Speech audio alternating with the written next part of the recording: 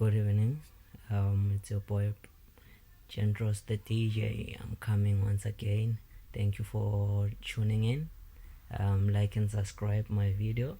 On this episode, I'll be touching on how multinationals come about in making their business decision on starting a new company or an exiting a territory or going into a new territory. So multinationals firstly look at the structures, which is the first thing they have to look at. When you're a multinational, you have to consider the SDG, Sustainable Development Goals from United Nations. There are 7 of them. Basically, that covers what needs to be done. So the companies must be in line with the United Nations Sustainable Development Goals. Secondly, what they look at, companies, they do a parcel analysis. Parcel analysis involves looking at the politics. You're looking at whether the country you currently residing in or you wanna do business in, is it viable in terms of starting the business? Is it stable as an environment, conducive for business to be done in that territory? Then we look at the economic factors, where you look at are they skilled workers, are there labor forces, where we're going to set up as a multinational or as a company. Do we have skilled workforce? Do we have people with the right knowledge and skills to sustain the economy, to work around the economy and make sure everything is done accordingly? And then we look at social factors. Social factors is like the socializing of the people, community, how they live, the lifestyle, how they interact around each other. That's the social factor that business need to consider. In other terms, you can look at the demographics. What are you looking at? Your client's base, what you can offer, and what's in the market as a multinational or as a business in general wanting to enter a new market or exit a market. And then after the economic and socio-economic factor, you look at the technological factors. The technological factors, you look at how the infrastructure is built. If you're a tech hub, you want a place there where there's technology, there's fast technology. In this manner, we will be looking at 5G.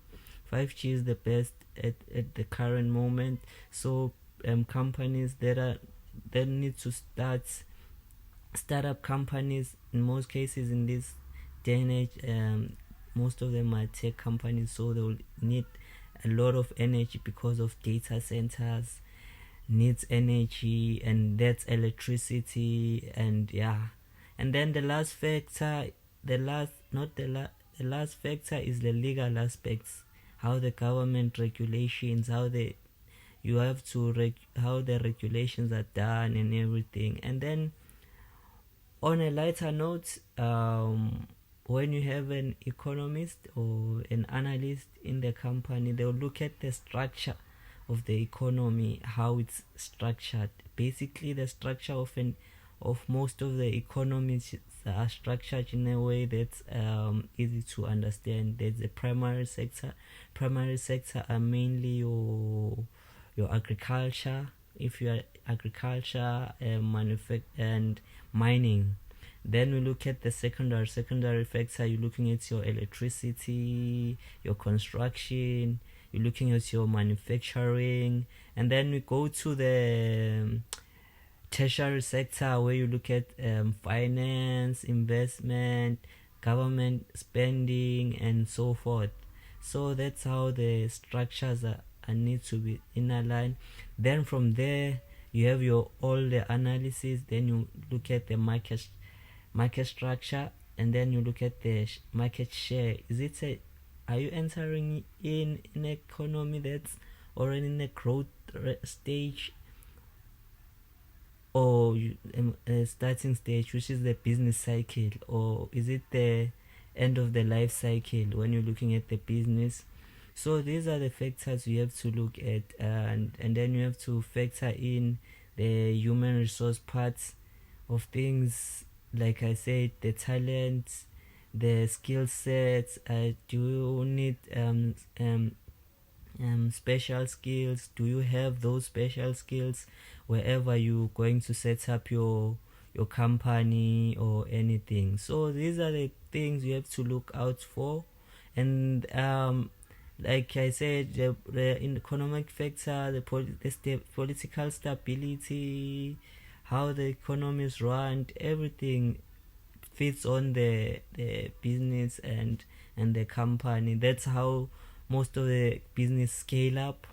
If you look at your Amazon, they are everywhere now. It started in the US, now they're in Europe, they're in Africa, they everywhere. So that's how they scaled up the business from one place to another, looking at the parcel analysis, the factors that I have included, along with the sustainable development goals as approved by the United Nations, because of it's in line with everything. And then it will be revised again in 2030 because of the sustainable development has to be revised in 2020 according to the official document. And that's how companies, multinationals, or if you want to start a business, you look at. And then the other factor, just to add on what I've said, the funding part. When you're a multinational, you have to have financial institutes that will support. And when a multinational enters an economy, they create an environment of a community. So meaning they employ more people. With more employment, they bring in some people will be suppliers of particular thing. So it creates an entire economy. So even when a multinational exit the market, a feeling is felt. Like for example, in South Africa, a particular company just left, and people are feeling the heat. So yeah, so that's how things really work with business accounting for analysis. And of course you have to look at the numbers. Sometimes you can hear something, but it's quite the opposite. And again, you have to listen to the people on the ground, people who know the culture. The social part is very important, which is it describes the demographics and how people, because of again, you can't sell, for example, you can't have a lot of coffee companies in Africa because of the weather is a bit hot, and then in Europe it's much colder. So your businesses such as your Starbucks, they might be there in Africa. There will be some of them. However, most will be focused in regions where the weather is likely going to be hot, cold in most cases.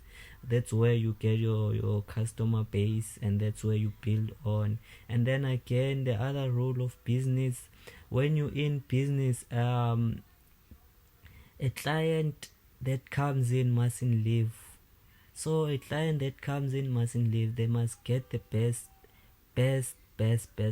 Client retention is quite important than getting a new client. Client retention creates an environment where people come and enjoy and speak about things, and they become part of the economy. If you build a big brand around your company or around whatever you wanna start, you need to be loyal to your customers. You need to take good care of them, and that's what marketing says.